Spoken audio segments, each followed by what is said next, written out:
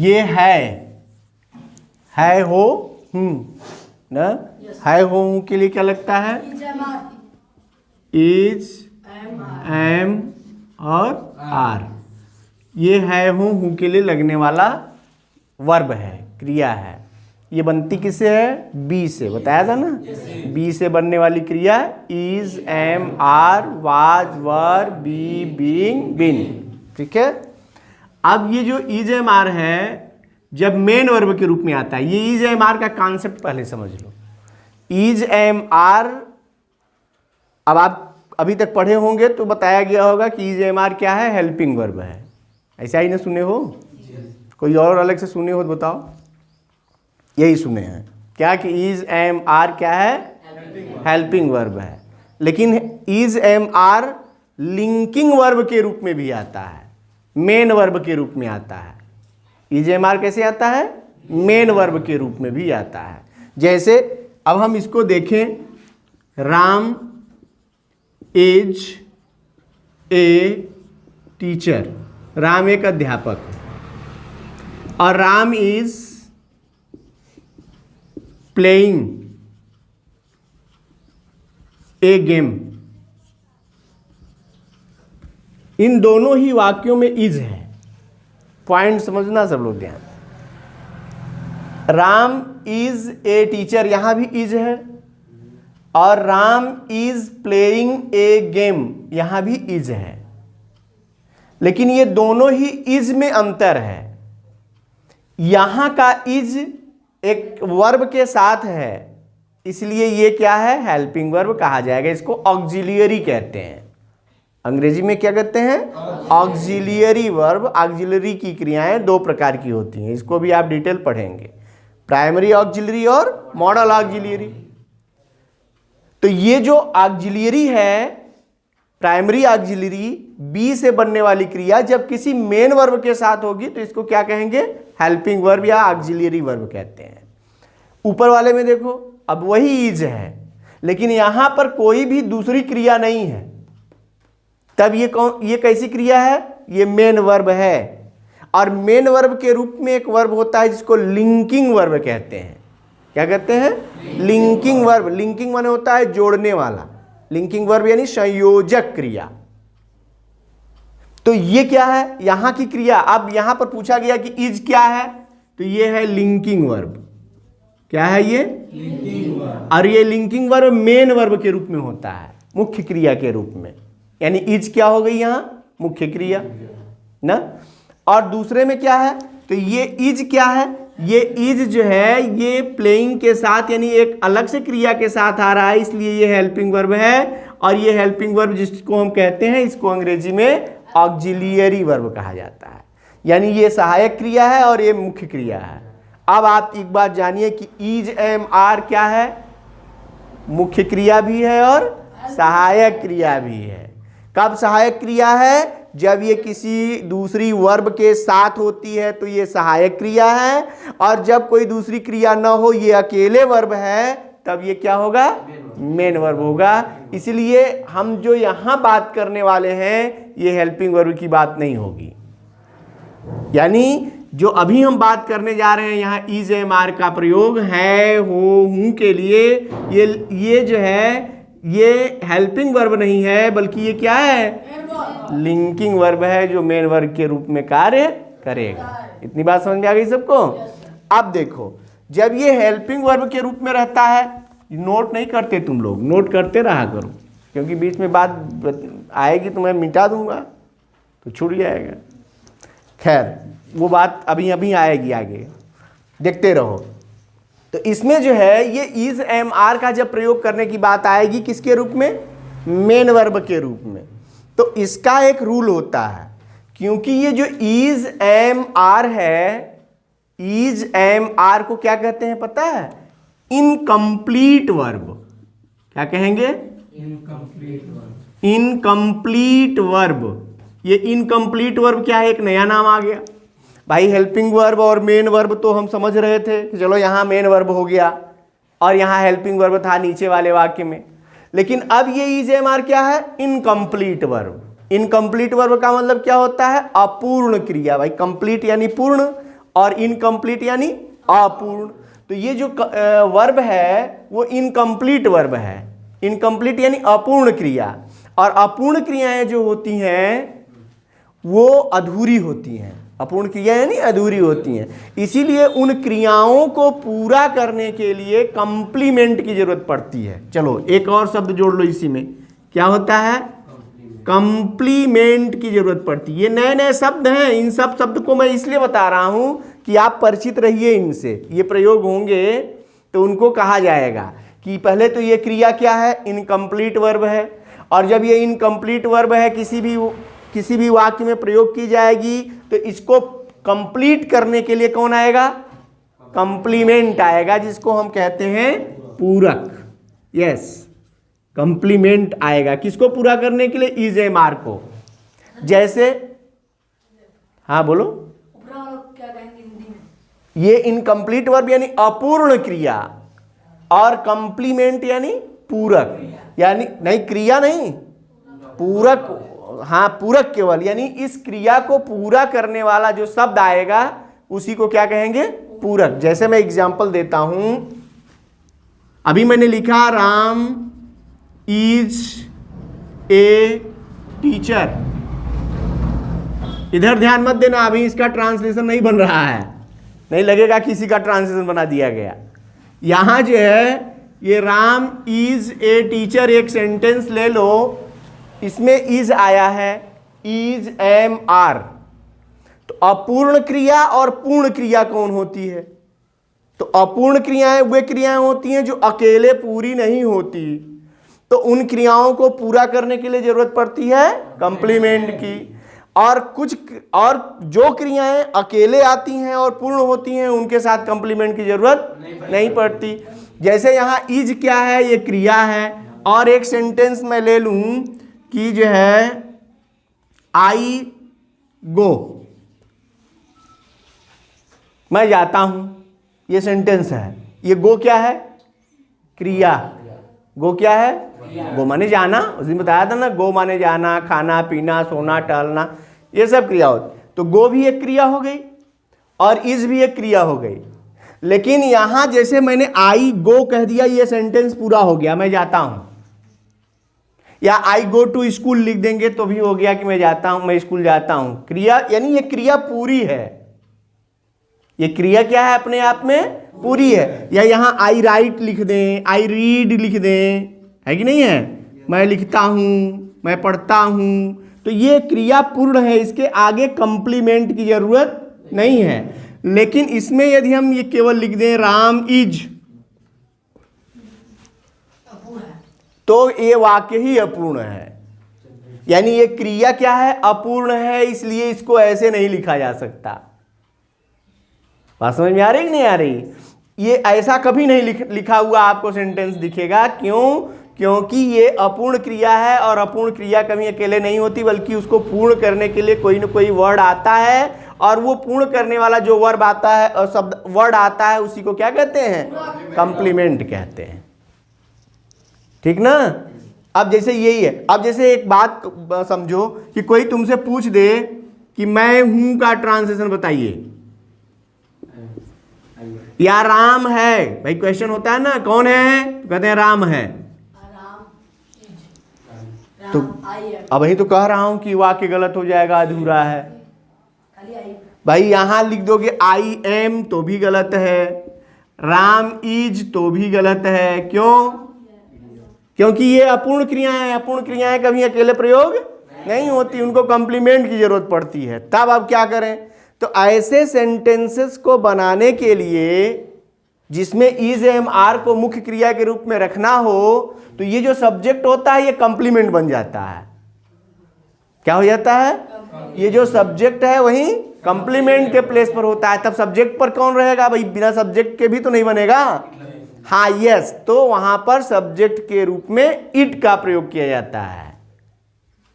Subject क्या हो जाएगा? कंप्लीमेंट, और सब्जेक्ट के प्लेस पर कौन हो जाएगा? इट का प्रयोग क्यों होता है? क्योंकि भी अगला रूल इसमें पढ़ेंगे कि इट का प्रयोग किसी का परिचय करवाने के लिए, किसी वस्तु के लिए और निर्जीव चीज़ों के लिए, या समय, ऋतु, मौसम, दिन, महीना, वर्ष इत्यादि का जब परिचय करवाया जा रहा हो तो वहां पर इट का प्रयोग सब्जेक्ट के रूप में किया जाता है। वहां इट का कोई हिंदी अर्थ नहीं होता है। तो वैसे ही यहां जब बात होगी तो ये क्या हो जाएगा, मैं हूं क्या हो जाएगा, इट इज आई।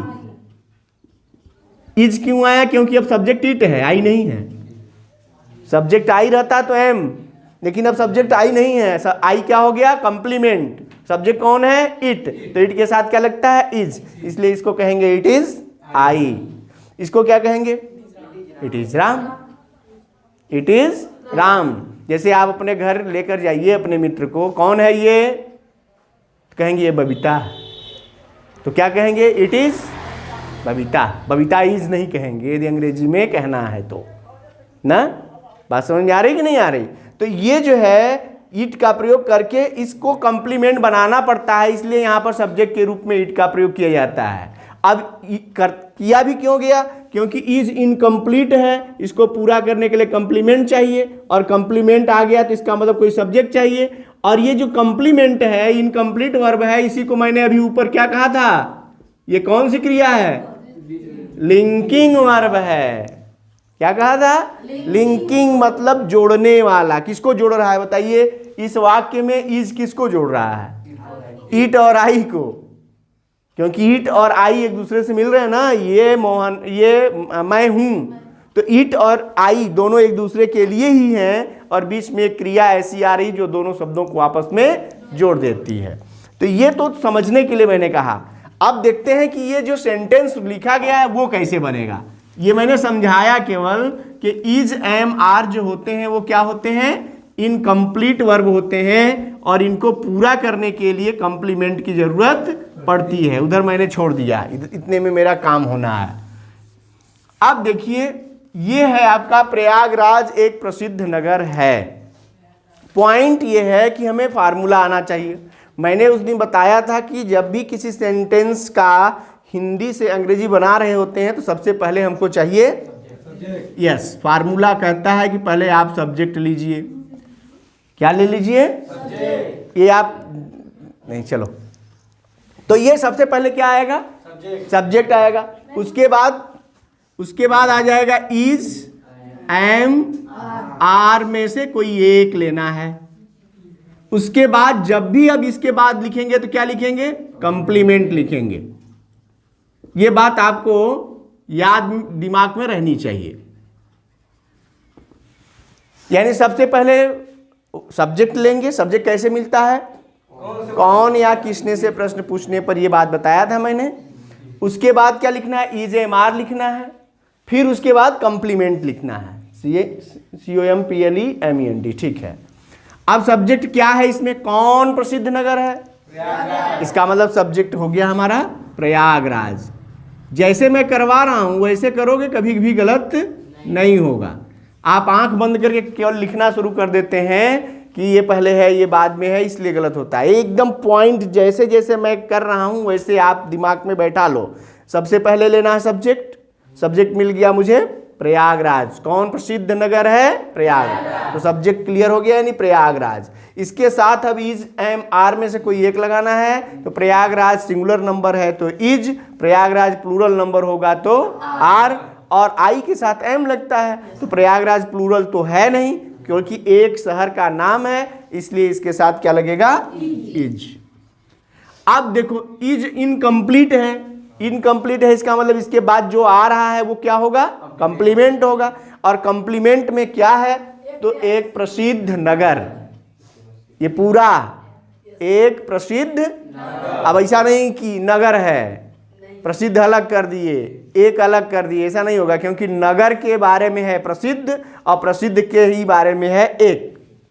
तो एक प्रसिद्ध नगर यानी ए फेमस सिटी। ये हो गया आपका सेंटेंस। सेकेंड देखते हैं, मथुरा भगवान कृष्ण की जन्मस्थली है। कौन, यस, सब्जेक्ट मिल गया मथुरा। फिर मथुरा क्या है, सिंगुलर नंबर इसलिए is.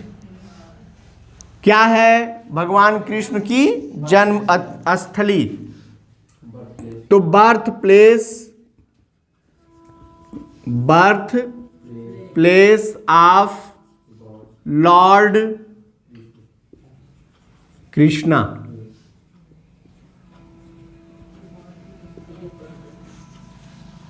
Mathura is birth place of Lord Krishna. ठीक है, अब देखिए नेक्स्ट, देखिए इस गली के बच्चे शैतान हैं। कौन शैतान है? गली के बच्चे। अब ये पूरा सब्जेक्ट होगा। अब ढेर सारे शब्दों से मिलकर जब सब्जेक्ट बनता है तो वहां सावधान हो जाना चाहिए।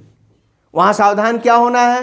जैसे इसमें क्या हो गया, इस गली के बच्चे, तो जब भी ये बीच में आ रहा हो का, के, की, तो इसका दो रूल दिमाग में रखो। का, के, की के लिए या तो एपॉस्ट्रॉफी यस लगता है या तो ऑफ का प्रयोग होता है। ये दो कंडीशन है, एपॉस्ट्रॉफी यस या ऑफ। इन दोनों का मतलब क्या होता है? का, के, की। ठीक है, काकी के घर से आए हैं ये। किसके घर से आए हैं? काकी के। किसके घर से आए हैं? काकी के घर। ये याद रखने के लिए हिंट है। जैसे इन्फिनिटिव और जिरंड में नानी ने भेजा है, तो याद रहेगा कि नानी ने भेजा है। किसको? दो लोगों को, एक इन्फिनिटिव और एक जिरंड को। और इधर दो लोगों को भेज दिया काकी ने। जब नानी ने दो को भेजा तो काकी ने भी दो को भेजा कि हम काहे पीछे रहें। तो यहाँ पर दो कौन है? एक एपॉस्ट्रॉफी यस और दूसरा ऑफ। यानी जब भी किसी भी सेंटेंस में, देखो यहाँ भी आया था कि, आया ना, ये जहां आएगा के, जहां के, का, के, की आया तो उसके लिए या तो एपॉस्ट्रॉफी यस या तो ऑफ। अब ये बात समझना है, कहां एपॉस्ट्रॉफी यस और कहां ऑफ। ऐसा नहीं है कि हर जगह लगा देंगे। ऑफ का प्रयोग तब होता है जब निर्जीव शब्द जोड़ने के लिए हों। ये जोड़ता है ना एक दूसरे को। जब निर्जीव को जोड़ने की बात होती है तो ऑफ का प्रयोग, और जब सजीव को जोड़ने की बात होती है तो एपॉस्ट्रॉफी यस का प्रयोग होता है। जैसे यदि लिखना हो राम की कलम, राम की कलम, तो राम्स पेन लिखेंगे। क्या लिखेंगे? राम्स पेन, राम की कलम। और यदि इसी जगह ये लिखना हो कमरे का दरवाजा, तो कमरे का दरवाजा क्या होगा? दोनों निर्जीव हो गए, तो वहां ऑफ। और ऑफ लगता है तो उल्टा चलेगा। जैसे ये हो गया राम की पेन, ये सीधा हो गया ना। देखो राम की पेन यानी राम्स पेन, ये सीधा हो गया। लेकिन यदि यहीं पर लिखना हो कमरे का दरवाजा, तब आप सीधा नहीं लिख देंगे, रूम ऑफ डोर, उल्टा चलता है। यानी the door of room. Ram की पेन तो राम्स पेन, सीधे सीधे चला। यानी एपॉस्ट्रॉफी यस लगाएंगे तो सीधा चलेगा, और ऑफ का प्रयोग करेंगे तो उल्टा चलेगा। यानी द डोर ऑफ रूम। समझ में आया ना? दोनों का प्रयोग करते समय आपको सावधान रहना है, नोट कर लिया करो बीच बीच में। ठीक है, अब देखो, तो इसी तरह ये हो गया कि इस गली के बच्चे शैतान हैं। तो हमको लेना क्या है? ये एपॉस्ट्रॉफी यस लें कि ऑफ लें? तो इस गली के बच्चे शैतान हैं, तो ऑफ इधर से लेके चलेंगे। यानी द चिल्ड्रन, चूंकि गली क्या है? वो निर्जीव है, तो ले लेंगे the children of this, this यानी इस, दिस स्ट्रीट आर। अब आर क्यों लगा रहे हैं? क्योंकि चिल्ड्रेन प्लूरल नंबर में होता है। मुख्य सब्जेक्ट कौन है? अब यहां पर दिक्कत हो सकती है कि इसमें किसको सब्जेक्ट माने, इतने ढेर सारे वर्ड हैं। तो इसमें एक वर्ड है जिसको सब्जेक्ट मानेंगे, वो कौन है? चिल्ड्रेन। मुख्य शब्द यही ना है, हेड वर्ड। तो the children of this street are naughty या मिस्चीवियस। नॉटी, नॉटी माने शैतान, या मिस्चीवियस माने भी शैतान और शरारती होता है। नीचे का देखिए लास्ट,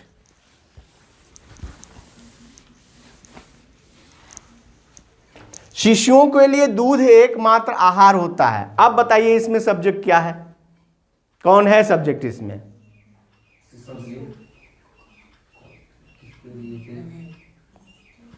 कौन एकमात्र आहार होता है? इसका मतलब सब्जेक्ट क्या है? अभी जैसे ही इसमें सब पहले मिल रहा था, इसी को आधार बनाकर सब लिख दोगे शिशुओं को ना। ऐसा नहीं करना है, ये मैं पहले ही बता चुका हूं, क्योंकि हमको सब्जेक्ट ढूंढना है। यानी ऐसा नहीं कि आंख बंद करके कोई सब्जेक्ट अब मान लिए कि यहीं पर होता ही है, ऐसा नहीं होता। हमको ढूंढना है कौन या किसने से प्रश्न पूछेंगे, सब्जेक्ट मिल जाएगा। तो कौन से पूछ लिया, क्या कौन एकमात्र आहार होता है? तो दूध। यानी सबसे पहले क्या लेंगे? मिल्क इज ओनली, एकमात्र का क्या होता है? ओनली फूड फॉर इन्फेंट, शिशुओं के लिए। इन्फेंट्स, शिशुओं के लिए। Milk is only food for infants, दूध शिशुओं के लिए एकमात्र आहार होता है।